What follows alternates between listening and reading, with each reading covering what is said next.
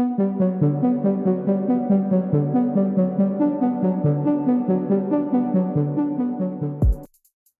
Gallant selaku Menteri Pertahanan Israel membenarkan bahwa pasukan pertahanan Israel atau IDF telah menarik diri dari jalur Gaza kemarin Minggu 7 April 2024.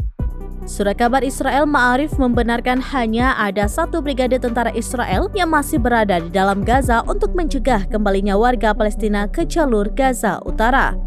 Penarikan ini sebagai persiapan untuk operasi Israel di masa depan, termasuk di kota Rafah di jalur selatan.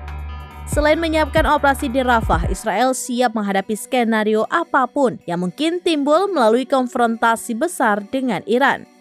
Saat ini, Israel terus waspada dengan kemungkinan serangan Iran sebagai respon terhadap pembunuhan 2 jenderal militer dan 5 anggota Garda Revolusi Iran atau IRGC di konsulat Iran di Damaskus, Suriah pada Senin 1 April 2024. Pernyataan tersebut muncul setelah Yoav Gallant melakukan penilaian situasi operasional dengan para pejabat senior Angkatan Darat. Sebelumnya, Iran berjanji untuk menanggapi dugaan serangan Israel di Damaskus yang mengakibatkan terbunuhnya 7 anggota IRGC, termasuk 2 komandan senior di konsulat Iran di Damaskus, Suriah pada Senin pekan lalu.